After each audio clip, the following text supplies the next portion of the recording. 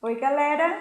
Vamos trabalhar hoje em português sobre a importância de um título. Por que os títulos são tão importantes na hora de se registrar ou de ler um texto, galera?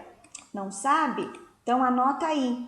Você sabia que o título é uma das partes mais importantes de uma história, de um poema, de uma notícia, enfim, de um texto no geral? Não? Pois é, ele deve ser elaborado com poucas palavras e ficar localizado na primeira linha, bem no centro dela.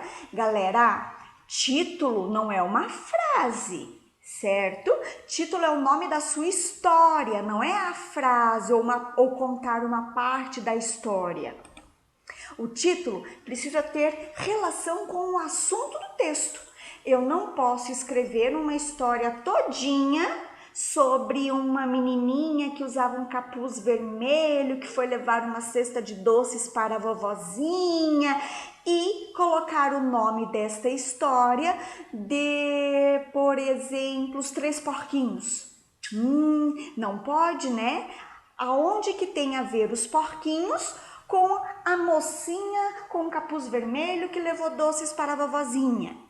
Vocês já sabem de qual história que a Pro tá falando, não é verdade? Da Chapeuzinho Vermelho. Então, por isso que o título precisa ter relação com o texto, certo?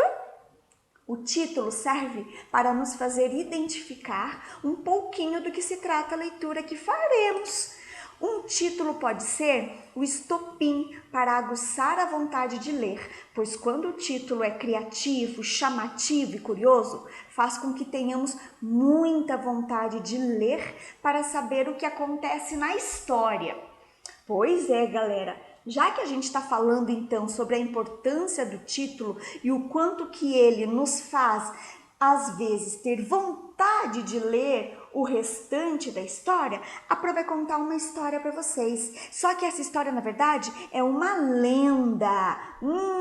Na nossa última aula de português, a gente trabalhou um pouquinho sobre folclore, lembram-se? Folclore, a sabedoria do povo, tudo aquilo que é passado de geração para geração. Pois é, a história que a Pro vai contar hoje é uma lenda que faz parte do folclore. Algumas pessoas dizem que aconteceu de uma forma, outras pessoas dizem que a história é um pouquinho diferente, mas como ela é passada de geração para geração, pode ser que ela tenha se modificado no decorrer dos anos, né? Vamos saber qual é a história? A Lenda das Cataratas. Olha que legal!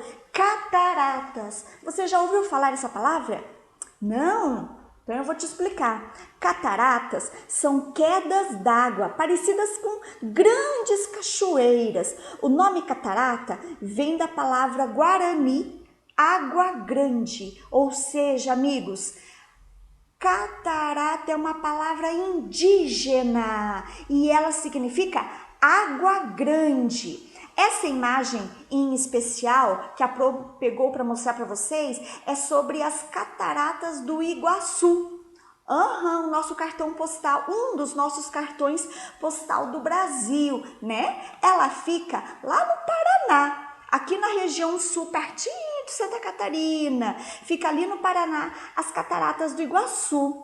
Verdade, galera, e ela faz divisa com a Argentina, com um país vizinho. As cataratas do Iguaçu, essa que a Pro tá mostrando na imagem, é só um pedaço da imagem, porque ela é muito grande. Na verdade, ela tem 275 cachoeiras espalhadas. E elas foram formadas há milhares de anos como resultado de uma erupção vulcânica que deixou uma grande abertura na Terra. Isso é o que os geólogos e os estudiosos nos contam, né? Porque, na verdade, os antepassados dizem que a história não é bem essa não para o surgimento das cataratas. Vamos descobrir qual que é? Então vamos lá. Era uma vez uma tribo de índios caingangues que habitavam as margens dos rios Iguaçu e Paraná, que acreditavam que o mundo era governado por um deus que tinha a forma de uma grande serpente chamado Emboi ou Tarobá para alguns. Nesta tribo indígena havia um cacique chamado Igobi, que tinha uma linda filha, tão bonita que as águas do rio até paravam quando ela nelas se mirava. Esta linda indiazinha chamava-se Naipi. Por sua beleza, Naipi foi consagrada ao deus M'Boy, passando a viver somente para o seu culto. Porém, havia na tribo um jovem guerreiro de nome Tarobá, que por Naipi apaixonou-se. A única forma de ficarem juntos e viver esse amor era fugir da tribo, pois Naipi estava consagrada ao deus M'Boy e assim o fizeram. E galera, eles fugiram. Será que o Deus Todo-Poderoso da tribo vai deixar isso passar em branco? Mas quando o M'Boy soube da fuga, ficou furioso. Penetrou então pelas entranhas da terra e, retorcendo todo o corpo, produziu uma enorme fenda que formou uma catarata gigantesca. Envolvida pelas águas desta imensa cachoeira, a canoa onde estavam caiu de uma grande altura, desaparecendo para sempre. Diz a lenda que Naipi foi transformada em uma das rochas centrais das cataratas, para sempre açoitada pelas águas revoltas. E Tarobá foi convertido em uma árvore situada à beira do abismo e inclinada sobre a garganta do rio. Debaixo desta árvore acha-se a entrada de uma gruta, onde dizem o monstro vingativo vigia suas duas vítimas, Naipi e Tarobá. Olha só, galera, esta é uma lenda sobre a existência das cataratas do Iguaçu, não é verdade? Uma das, porque lá no livro tem duas lendas sobre a existência das cataratas. A Pro contou uma, mas depois das nossas atividades do dia, vai ter uma página lá que vocês vão ter que ler, que vocês vão descobrir qual é a segunda lenda. A Pro contou a mais longa para ajudar vocês, mas a Pro deixou a mais curtinha para vocês ler lá no texto. Será, galera, que essa arvorezinha aqui, ó, é o Tarobá?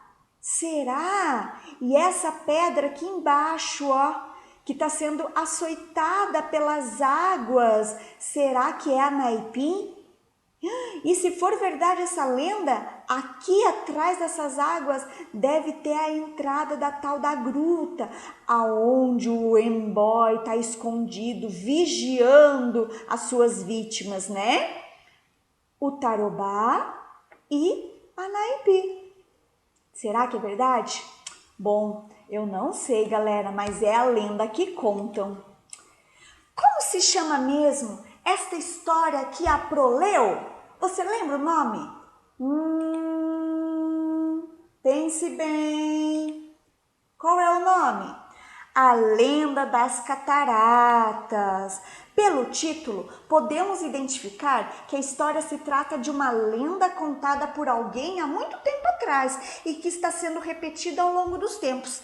Esse texto também pode ser considerado um texto folclórico que nós vimos na última aula. Olhe só como as aulas estão se interligando, estão se conectando. A gente trabalhou sobre folclore, sobre textos folclóricos, agora a Pro vai trabalhar sobre títulos, trouxe uma lenda que faz parte de um texto folclórico para contar para vocês. Viram só? Uma aula vai complementando a outra, por isso que é tão importante acompanhar as aulas todos os dias. Vamos para as nossas atividades de hoje, então, galera. O que a gente tem para hoje? Páginas 88 e 89 é uma leitura informativa, só uma informaçãozinha sobre as cataratas do Iguaçu, né? Sobre um pouquinho como que ela surgiu, coisinhas que a Pro já comentou com vocês agora. Lá nas páginas 90 e 91, aí sim, lá galera tem a lenda das cataratas, tem esta que a Pro leu para vocês e a outra lenda que é mais curtinha. Certo? Eu tenho que ler uma, porque no meio da primeira lenda começa a entrar a segunda lenda. Nas páginas 92 e 93 é uma interpretação de texto. O que é isso mesmo? Interpretação de texto é quando eu vou responder perguntas sobre o texto. Qual foi o texto que a Pro trabalhou com vocês agora? A lenda das cataratas. Então é sobre este texto que vocês vão responder as questões 2, 3, 4, 5 e 6. Beleza, galera? Lá na número 6 da página 93 é uma atividade bem legal que eu acredito que vocês vão gostar de fazer. Surpresa! Aí, galera, na página 94 e 95 é uma leitura informativa e tem atividades também sobre a importância de um título numa história. E na 95 e na 96, então, tem as questões 1, 2, 3, 4 e 5. Galera, deixa eu contar para vocês que essa atividade de hoje tá muito fácil. Muito fácil mesmo. Parece que é muita coisa, mas não é não. Quando vocês forem lá pro livro, vocês vão ver que a atividade é bem facinho. Certo, galera? Tô morrendo de saudade de vocês. Beijo da Pro. Tchau, tchau.